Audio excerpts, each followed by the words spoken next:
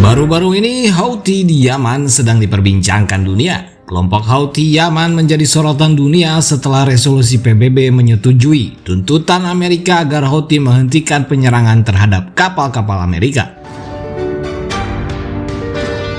Houthi semakin disorot dunia setelah Amerika dan Inggris menyerang wilayah Houthi di Yaman. Siapa sebenarnya Houthi? Mengapa mereka menyerang Israel dan memusuhi Amerika dan sekutunya? Kelompok militan Houthi di Yaman ini sebenarnya sudah tidak asing dalam dunia Islam di Timur Tengah, apalagi bagi orang-orang Yaman. Namun mungkin belum banyak dari kita di Indonesia yang mengenal mereka. Untuk itu langsung saja kita bahas di video ini.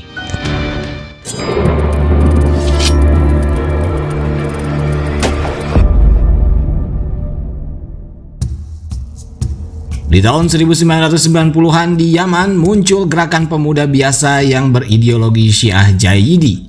Kelompok ini muncul di Yaman bagian utara. Awal mulanya mereka terbentuk untuk membina pemuda-pemuda yang beragama Syiah Jaidi. Mereka menamakan kelompoknya Al-Hutsi atau yang kita kenal saat ini Houthi karena beda pelafalan. Nama kelompok ini diambil dari nama pendirinya sendiri yaitu Hussein Badruddin Al-Hutsi atau Al-Houthi. Kelompok ini berkembang dan menjadi gerakan pendidikan sosial bahkan kesejahteraan untuk pengikutnya. Mereka seperti halnya ormas yang berserikat dan berkumpul untuk kemaslahatan masyarakat. Di saat itu pemerintah Yaman sendiri pun sangat mendukung Houthi karena sangat positif dan berdampak baik bagi masyarakat.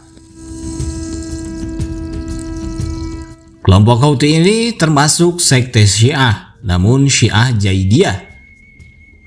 Syiah yang tidak sama dan banyak berseberangan keyakinan dengan Syiah Imamah dan Ismailiyah, apalagi dengan Syiah Rafidhah. Zaidiyah hanya mengakui 5 imam dan tidak mengutuk apalagi mengkafirkan para sahabat. Mereka juga tidak memaksumkan para imam. Secara garis besar, Zaidiyah banyak kesamaan keyakinan dengan Mu'tazilah yang lebih mengandalkan akal dan logika dibanding wahyu.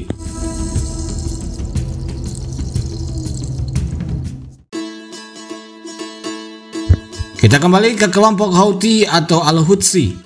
Singkat cerita, organisasi ini berkembang secara pesat di Yaman Utara. Baik secara keanggotaannya yang semakin banyak, juga secara finansial dan posisi politik mereka. Semua berjalan damai hingga saat Amerika menginvasi Irak di tahun 2003. Houthi mulai tidak sejalan dan menentang keras pemerintah Yaman yang saat itu dipimpin Ali Abdullah Saleh. Pasalnya pemerintah Saleh saat itu mendukung invasi Amerika ke Irak. Ia juga mendukung program anti-teror dari Amerika dan Saleh dianggap melakukan banyak korupsi karena kemesraannya dengan Amerika. Hussein Al-Houthi pun bersama kelompoknya melakukan penentangan yang tajam pada pemerintah yang dipimpin Ali Abdullah Saleh.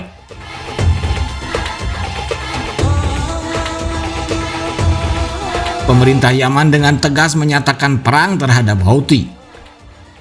Pimpinan Houthi, Hussein Houthi pun diburu dan akhirnya terbunuh oleh tentara Yaman.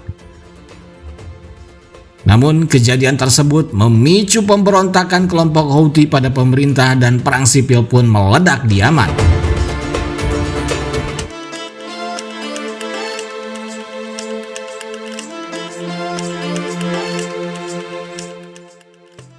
Berubah menjadi kelompok militan dengan slogan yang hingga kini menjadi bendera mereka yang bertuliskan Allah Maha Besar, matilah Amerika, matilah Israel, terkutuklah Yahudi, kemenangan untuk Islam.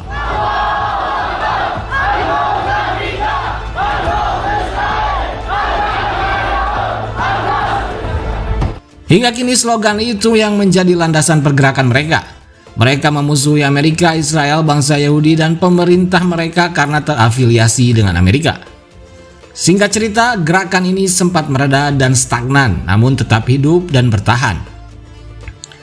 Akan tetapi di 2010, gejolak kembali terjadi di Yaman.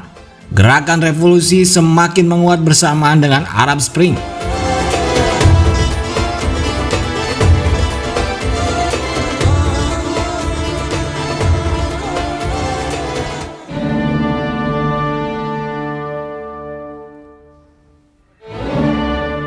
Houthi dan Yaman terus berperang.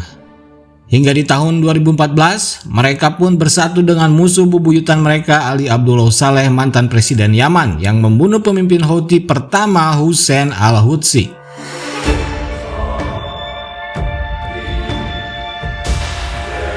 Namun kerjasama Houthi dengan Saleh berbuah manis bagi Houthi.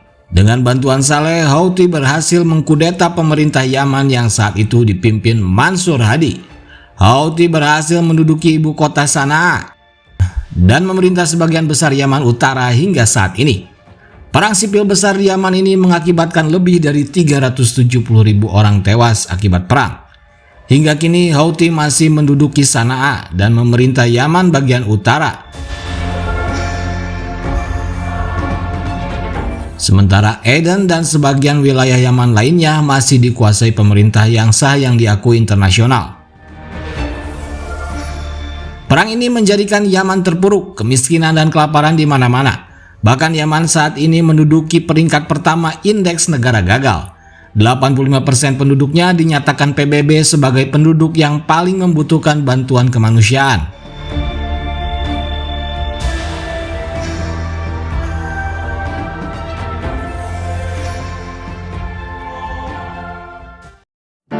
Yaman seakan dijadikan proksi-proksi politik negara-negara Arab. Pemerintah Yaman di Aden yang sah secara internasional didukung Arab Saudi, bahkan pemerintah mereka berkantor di Saudi Arabia. Sementara Houthi sebagai kelompok Syiah didukung Iran. Keduanya, baik Iran dan Arab Saudi, saling berebut pengaruh dan semakin kacau lagi dengan kehadiran Al-Qaeda yang juga turut mengacaukan Yaman ke level tertinggi. Beberapa tahun ini sebenarnya Yaman sedang dalam keadaan yang cukup tenang. Perang sipil sudah mereda dan pembangunan mulai bisa terjadi. Namun aksi Houthi yang memborbardir Israel dan kapal-kapal dagang Amerika dan sekutunya membuat situasi kembali memanas dan bom-bom kembali meledak di Yaman akibat gempuran Amerika. Hal ini diklaim Houthi sebagai aksi solidaritas mereka terhadap Palestina. Namun tentu hal ini juga dapat kembali memicu perang sipil di Yaman. Entah apa sebenarnya yang terjadi, konflik Yaman terlalu rumit untuk dijabarkan.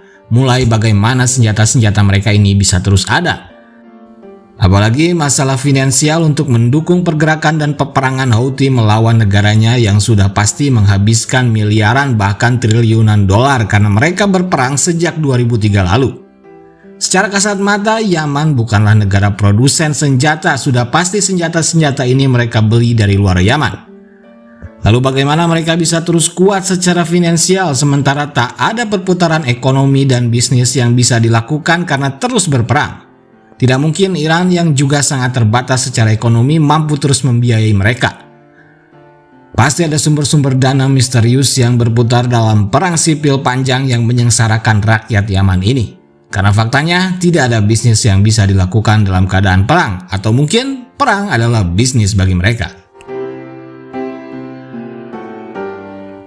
Entahlah, kita hanya harus berpikir ulang dengan apa yang terjadi di dunia ini. Terlalu banyak pertanyaan yang jawabannya seakan-akan ditutupi dengan satu hal dan lainnya. Dan bagaimana menurut kalian sendiri? Tulis saja pendapat kalian di kolom komentar. Oke, itulah asal-usul dan sejarah kelompok Houthi. Semoga video ini bisa menjawab pertanyaan tentang siapa kelompok Houthi ini dan memberikan kalian wawasan dan pemikiran yang lebih luas. Terima kasih sudah menonton, subscribe dan like jika kalian suka dengan video ini, dan share videonya jika kalian merasa ini bermanfaat. Sampai jumpa lagi di video teori alternatif lainnya. Assalamualaikum warahmatullahi wabarakatuh. Thank you.